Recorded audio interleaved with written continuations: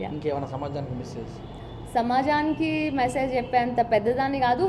అదే చెప్తున్నాను కదండి, ప్రాస్టిట్యూషన్ని మీరు ఎంకరేజ్ చేయండి అని నేను చెప్పట్లేదు.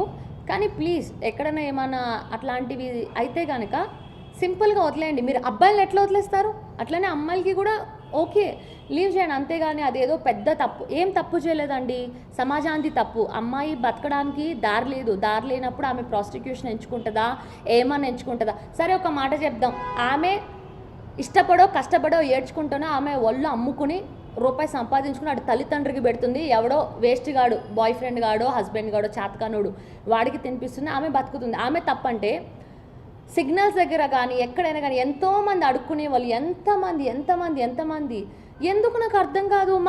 మరి వాళ్ళకి రూపాయి లేదు, తినడానికి లేదు, అమ్మ అడుక్కుంటున్నారు.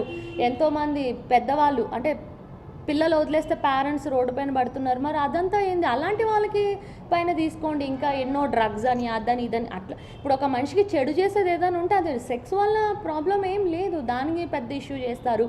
మళ్ళీ ఈ మధ్య నేను టీవీలో కూడా యాడ్స్ చూస్తున్నా, కేవలం నెలకి 500 రూపాయలు ఇస్తే ఈ బిడ్డ ప్రాణం మీరు అంటే నాకు తెలియదు పాలిటిక్స్ గురించి. మనం ఎందుకు ఇవ్వాలి 500? అంటే నార్మల్ వాళ్ళు మన సంపాదన నుంచి 500 తీసిస్తే ఆ బిడ్డ ప్రాణం. మళ్ళీ గవర్నమెంట్ హాస్పిటల్స్ ఏంటి, గవర్నమెంట్ ఏంటి, ఇదేంటి అదేంటి?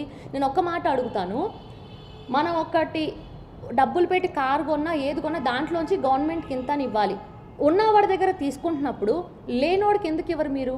సరే లేనోడికి ఇస్తున్నారు గవర్నమెంట్ స్కూల్స్ అని అదని ఇదని, బట్ ఒక్క అడుక్కునేవాడు కూడా లేకుండా ఉండాలండి.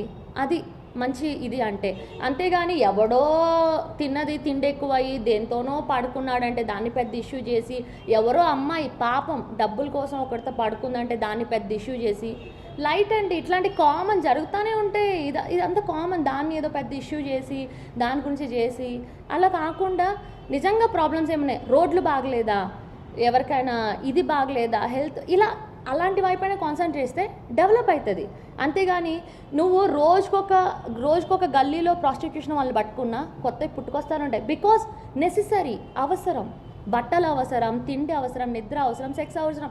ఎవడుంటాడండి పెళ్ళంతోనే ఉండరా, ఊరోళ్ళతో పడుకోవద్దంటే ఎవడినడు, మందు తాగొద్దంటే ఎవడినడు, సిగరెట్ కాల్చొద్దంటే ఎవడినడు, పక్కన దాన్ని చూడొద్దంటే ఎవడినడు, నా మొగుడు కూడా వినడు, ఎవడినడు ఆ మాట. కాబట్టి దానిపైన కాన్సన్ట్రేషన్ చేసే కన్నా వేరే పైన చేస్తే బాగుంటుంది. ఇంకా నా పర్సనల్గా చెప్పాలంటే డైరెక్టర్స్, ప్రొడ్యూసర్స్, సో నాకు కూడా యాక్టింగ్ వచ్చు, నేను కూడా చేస్తాను. మీరు చెప్పినట్టుగా I will do acting.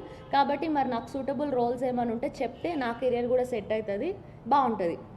Okay సమాజానికి నేను పాన్ చేయడం ఇష్టం లేదంటే, పాన్ చేసేంత టైం లేనంత బిజీగా నేను కనుక నార్మల్ షూటింగ్స్లో బిజీ ఉంటే నేను పాన్ జోల్కే వెళ్ళను.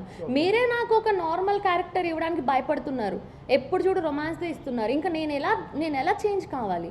మీరు ఇస్తుంది నేను చేస్తున్నా, లేకపోతే నేను చచ్చిపోవాలి. డబ్బులు లేకపోతే ఎట్లా? నేను ఒకరిని ఎప్పుడు రూపాయి అప్పుగా కానీ ఫ్రీగా కానీ నేను అడుక్కోను. బికాజ్ నాకు కాలు చేతిలోనే నాకు టాలెంట్ ఉంది. కాబట్టి ఫస్ట్ మీరు కనుక నాకు ఇస్తే బాగుంటుంది. మరి నన్ను చేంజ్ అవ్వంటే నేను ఎలా చేంజ్ అవ్వాలి కదా?